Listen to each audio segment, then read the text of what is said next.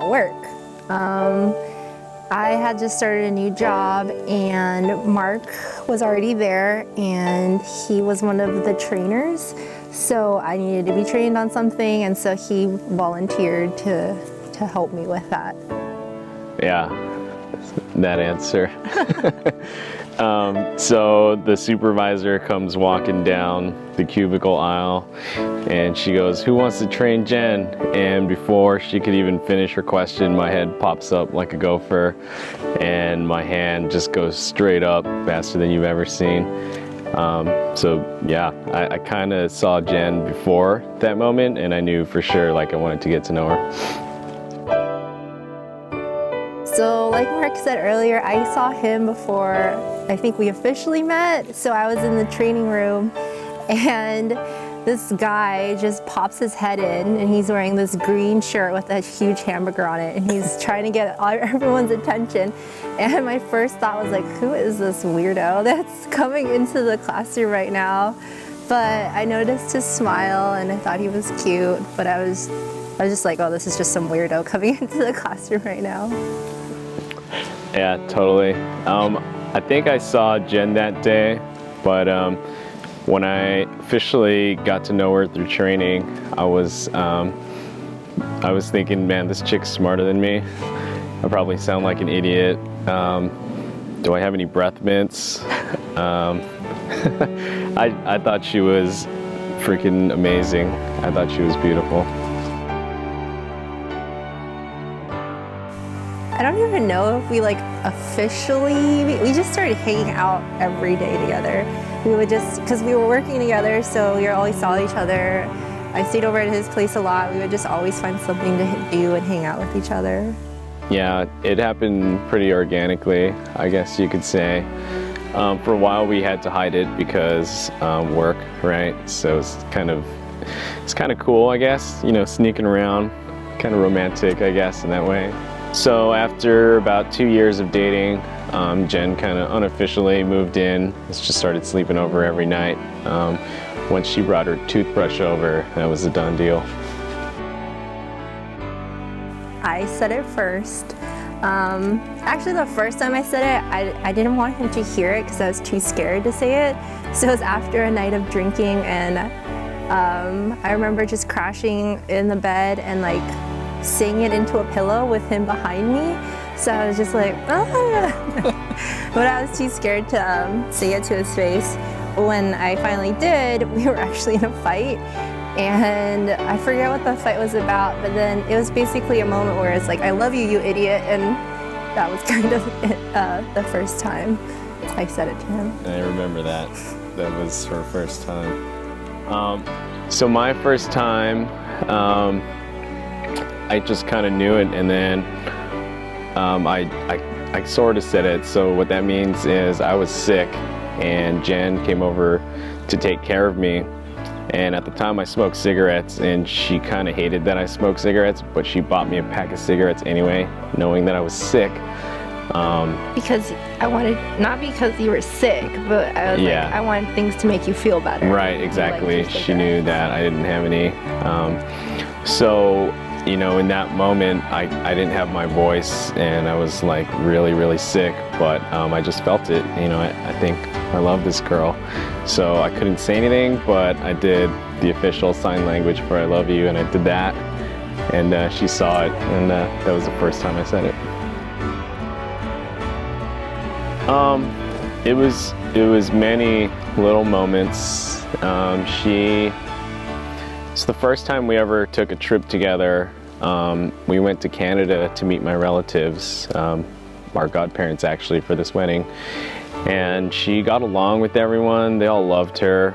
And you know, that never happened with any other girls I dated. There was always drama, and you know, for the first time my family actually liked someone I was dating, and you know, that was one. There was another time where I was just doing the dishes and I had my sleeves down and I was just kind of standing there like this, and she comes over and without me even asking, she like pulled my sleeve up so I could do the dishes without getting my shirt wet. And the last one, I said, my back's kind of itchy, I can't reach this spot. She goes in, just, you know, starts scratching this spot, and she nails it like bullseye. And I was like, this chick's the one, man. She's got everything I want. It's too perfect. Okay. For me, it was just an overall feeling. Marc's the only person that I felt I could be myself with.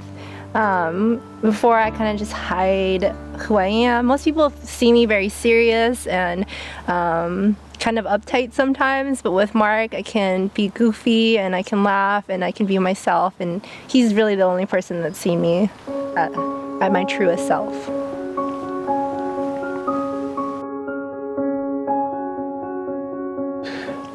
So the first time I wanted to propose to Jenn, in true Marc fashion, I left the ring at home before we went to Thailand, so that didn't happen.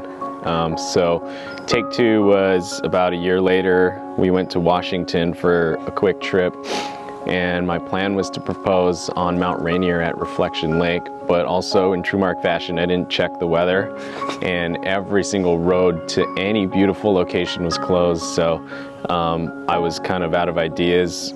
So we kind of went to a McDonald's to regroup, and Jenn like had no idea at the time, you know, I was gonna propose, and she was just thinking like, man, Marc really wants to see this stupid lake. Why is he so down on himself? So eventually we got on this ferry. We went to Bainbridge Island, and I was just thinking, you know, it's now or never. So eventually I found a nice quiet spot on the shore, and you know, suddenly I start hearing this music, and it's getting louder and louder, and then out of nowhere these kids just come out and they start twerking on the beach like 10 feet away from us. So he gets very, very mad, and I'm just thinking to myself, yeah. Why is he getting so mad? I mean, we don't own this beach, and he's just getting really upset. So I just tell him, let's just take a walk, and we start walking along the shore. Right. With my phone, it's a Samsung, and with a Samsung you can take a phone by putting your hand up like this.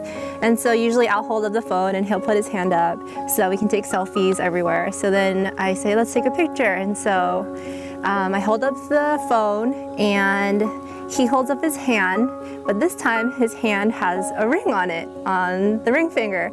And so he basically caught the moment I saw the ring on his hand, and I'm just like, what is that?